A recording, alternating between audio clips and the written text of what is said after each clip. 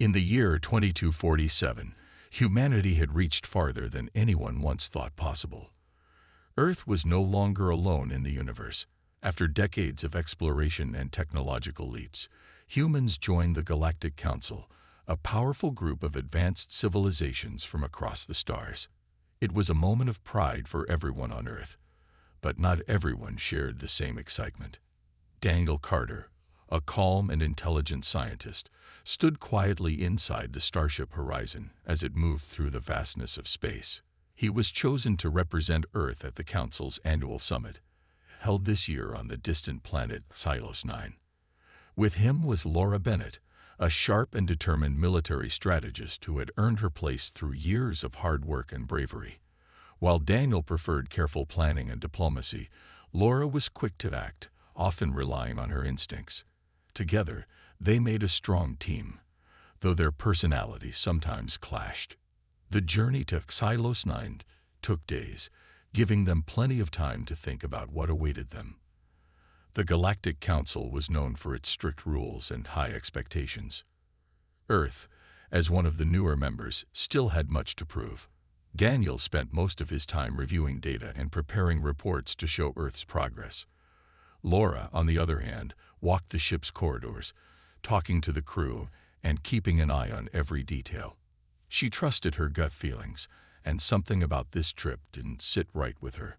When the Horizon finally arrived at Silos 9, the sight of the Council's Grand Hall was breathtaking. Towering structures made of shimmering metals and glowing crystals stretched into the sky. Delegates from dozens of alien species gathered, their appearances ranging from humanoid to completely unrecognizable. As Daniel and Laura stepped off the ship, they were greeted by curious stares.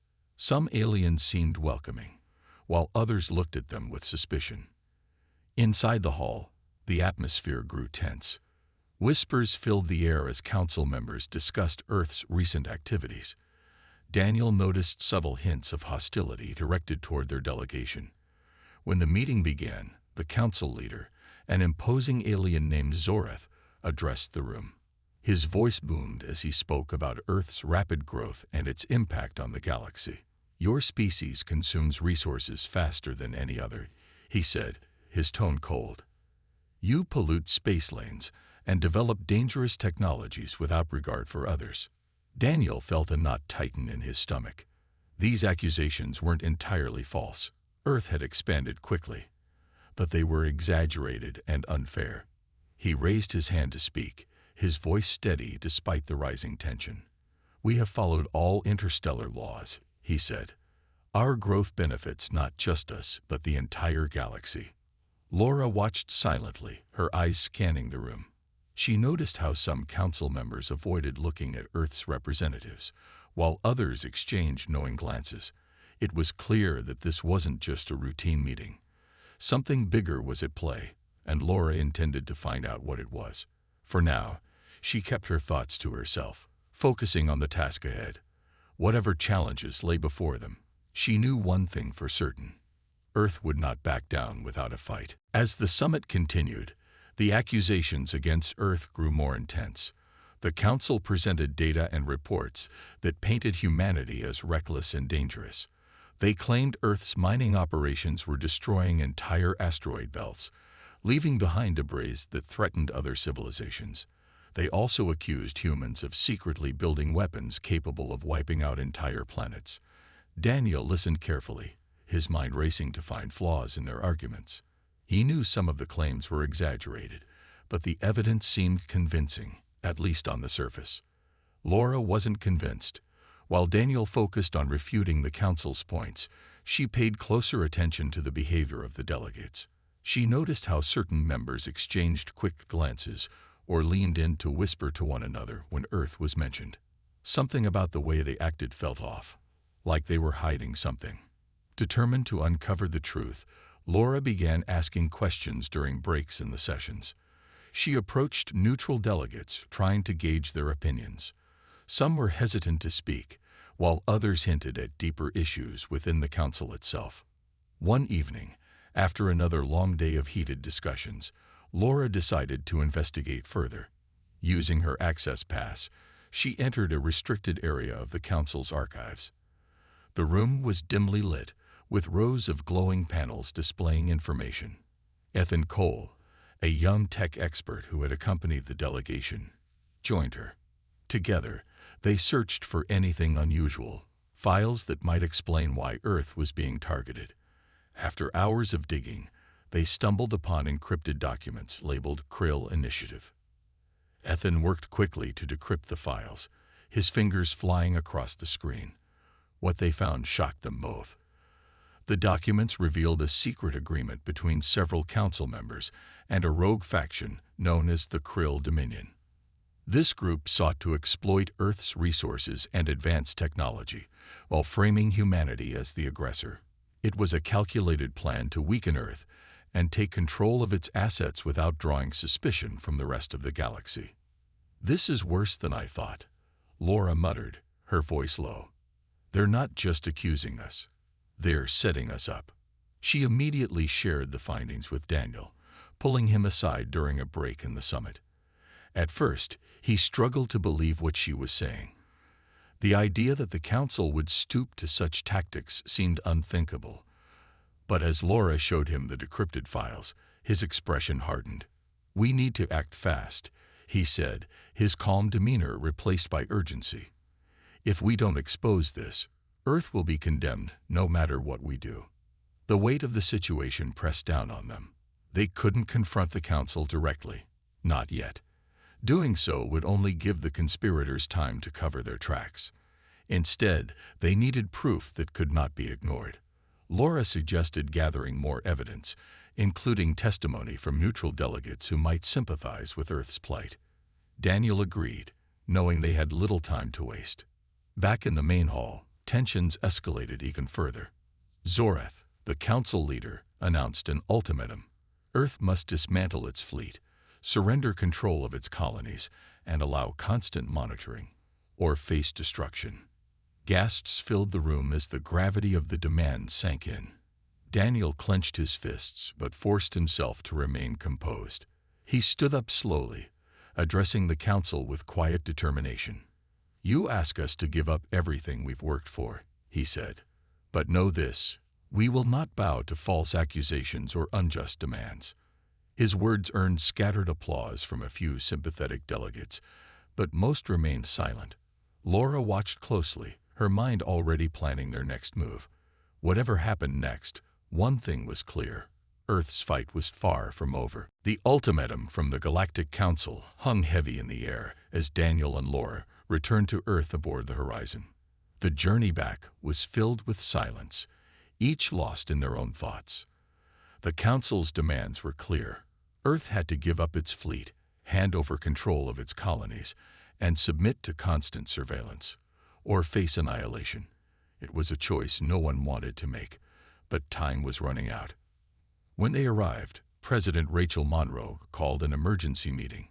The room was packed with top officials, including General Matthew Hayes, a grizzled veteran who had trained Laura years ago. The tension was palpable.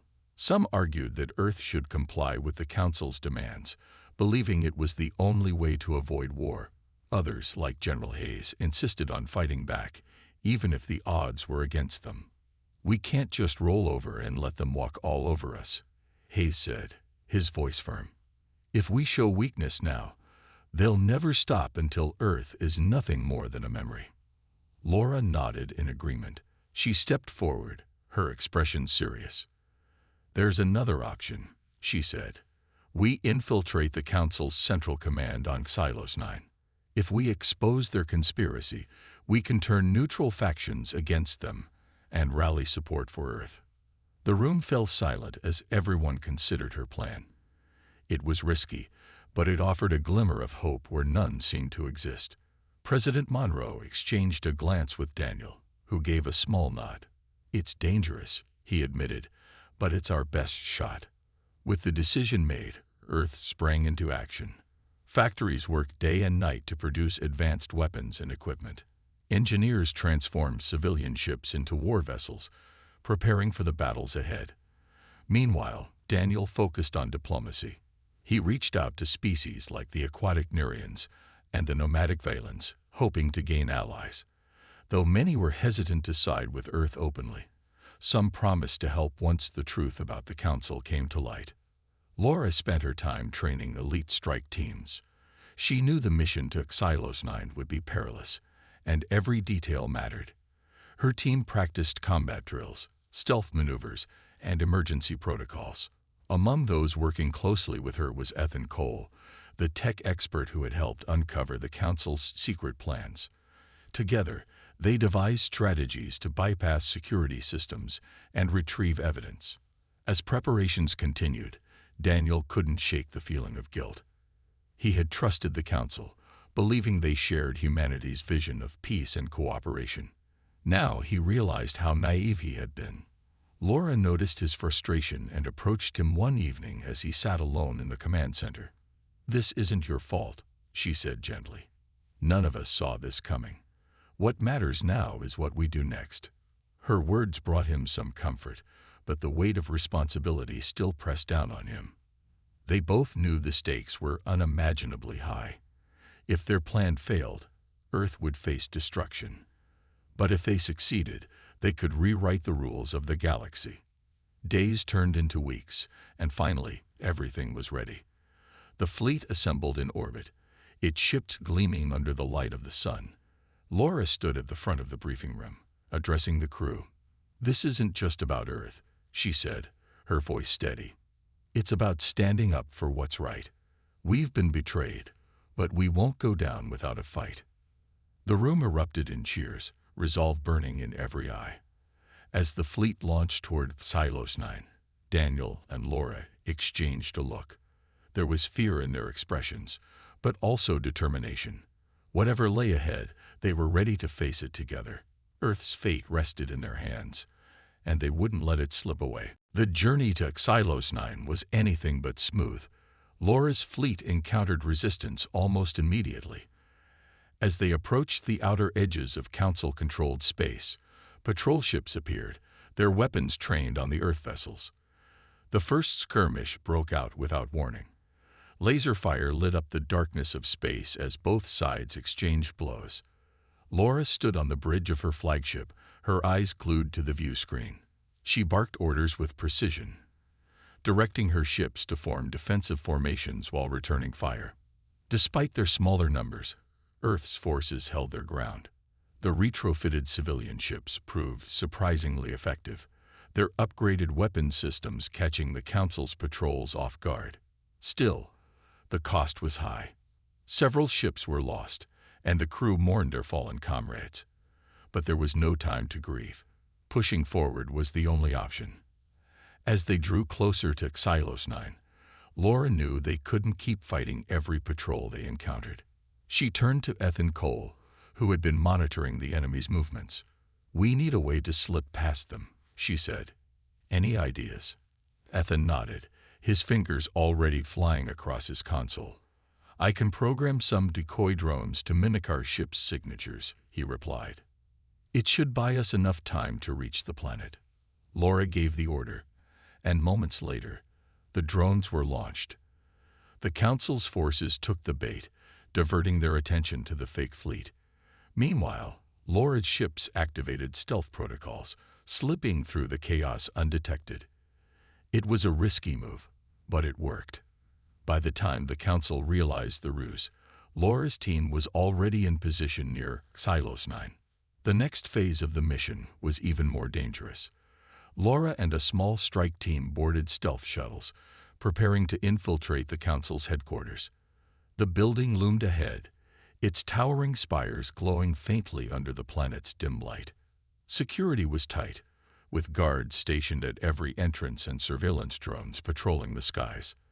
Laura's team would have to move quickly and quietly if they hoped to succeed. As the shuttles landed in a secluded area, Laura addressed her team one last time. "Stick to the plan," she said, her voice low but firm. "We get in, grab the evidence, and get out. No heroics." The team moved like shadows, avoiding detection as they made their way to the building.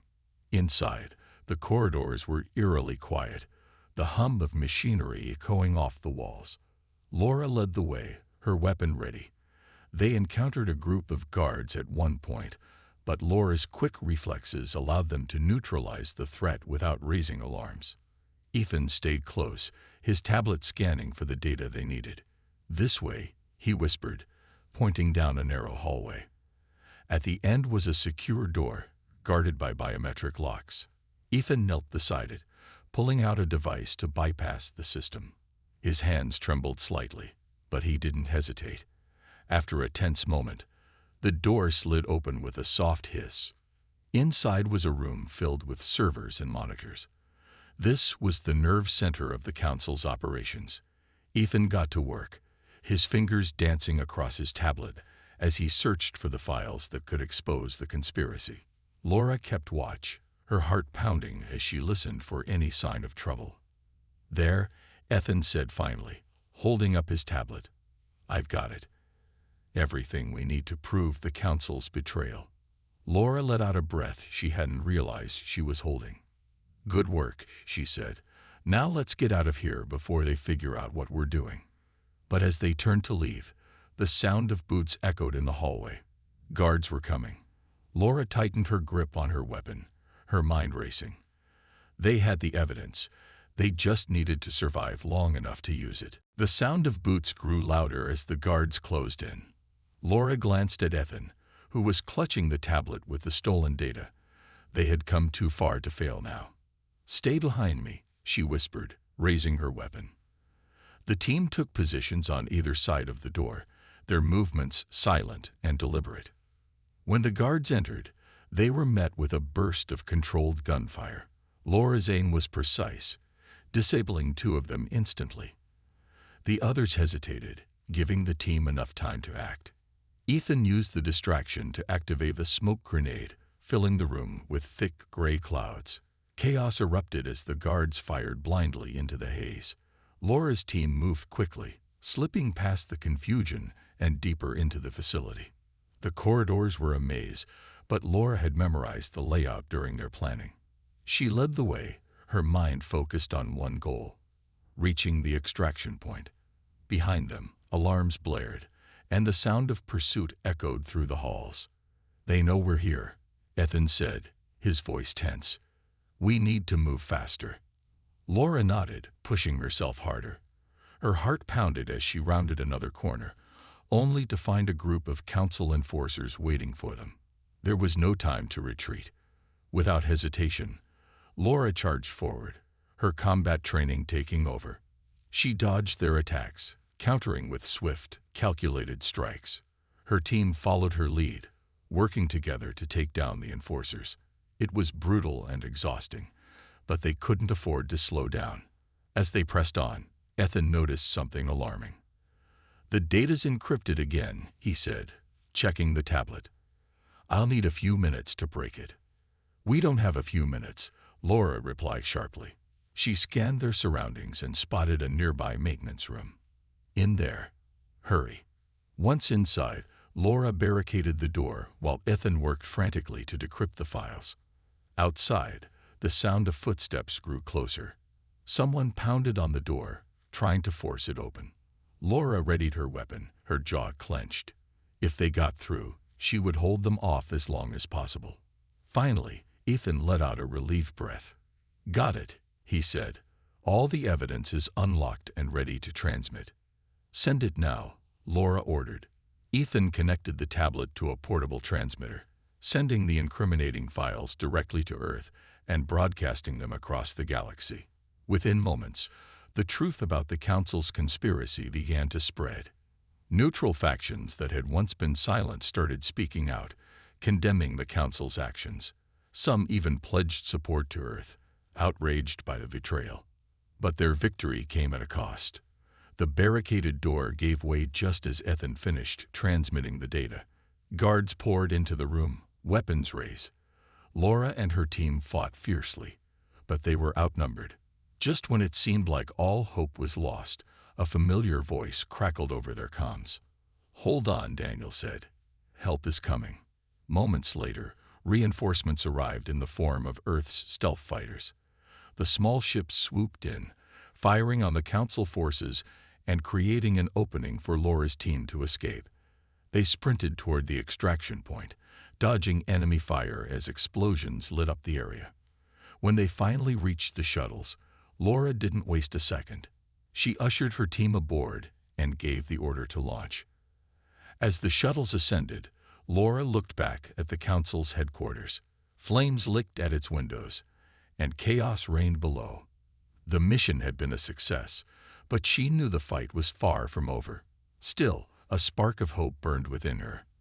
The galaxy now knew the truth, and Earth had allies willing to stand by its side.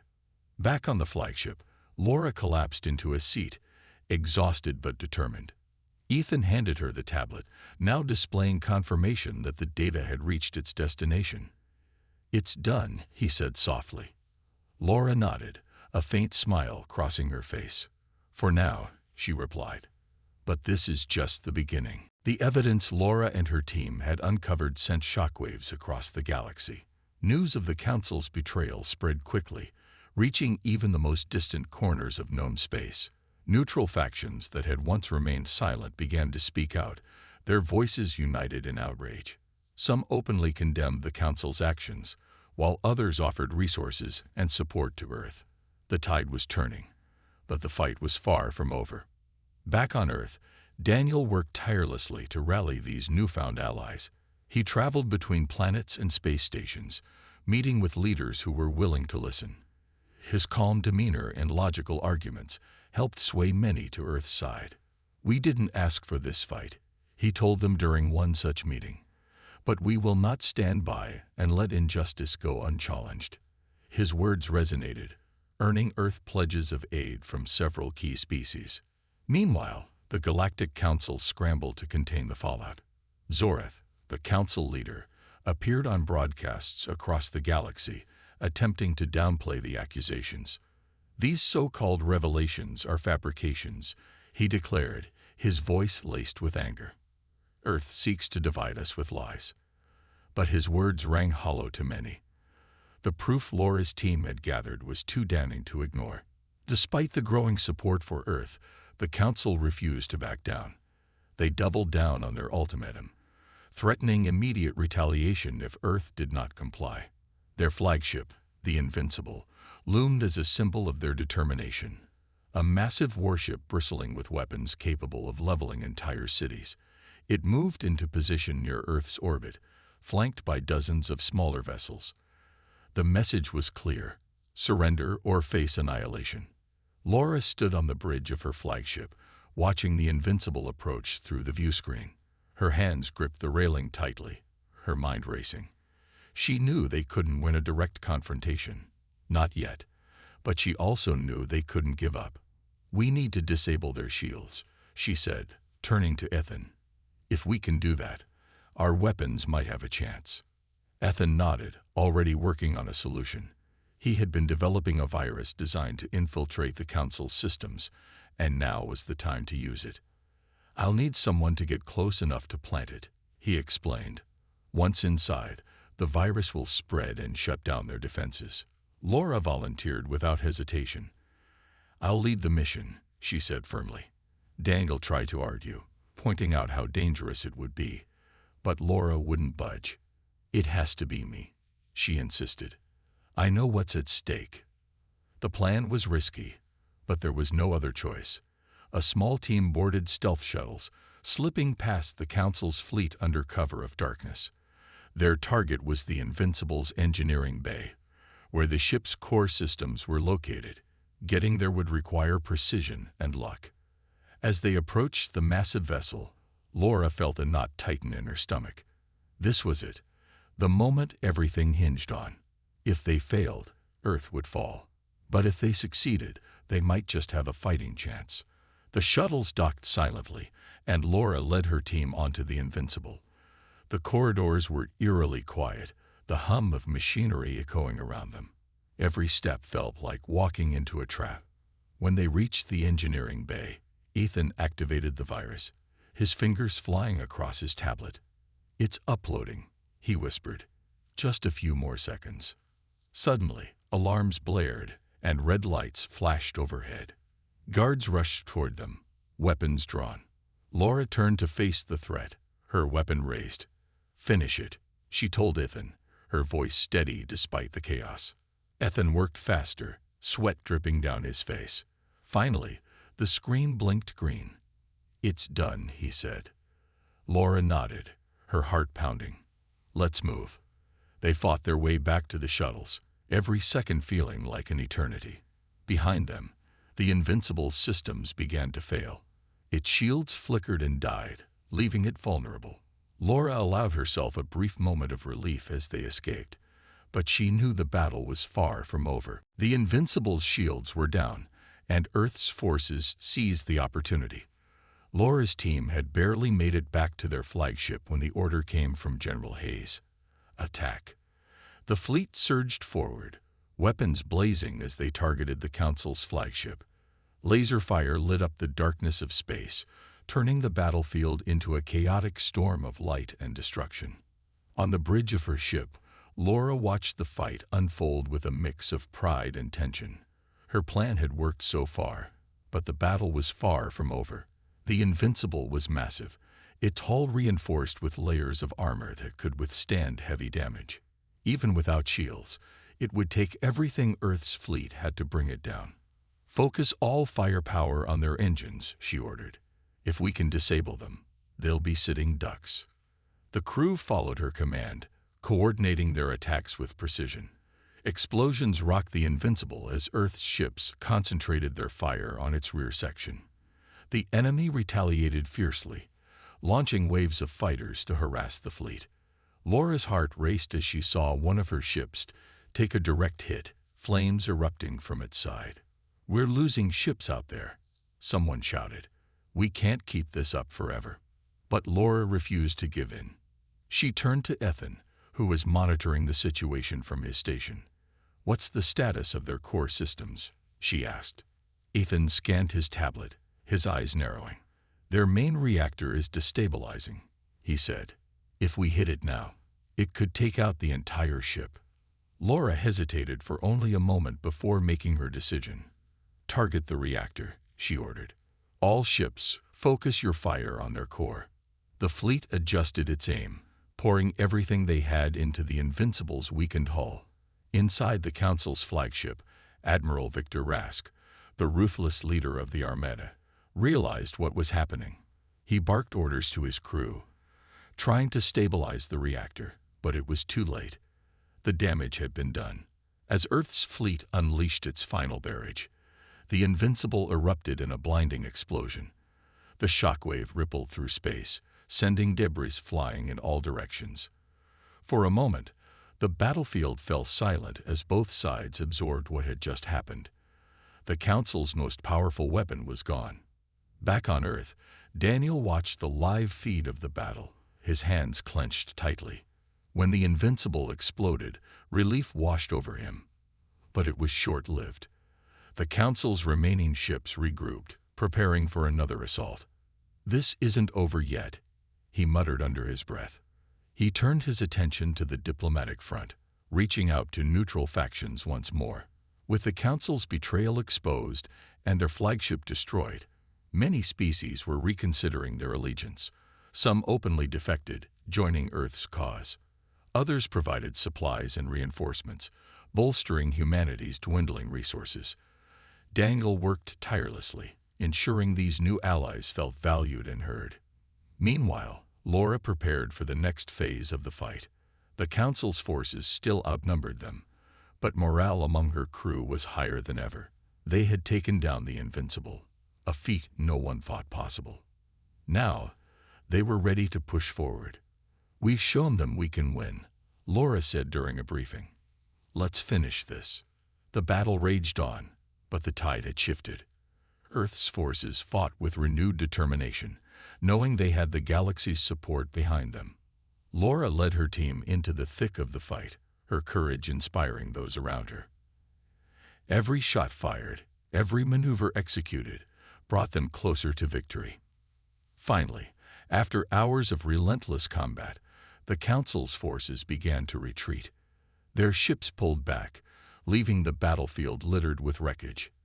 It wasn't a total surrender, but it was enough. Earth had proven itself a force to be reckoned with. As the dust settled, Laura stood on the bridge, staring at the stars.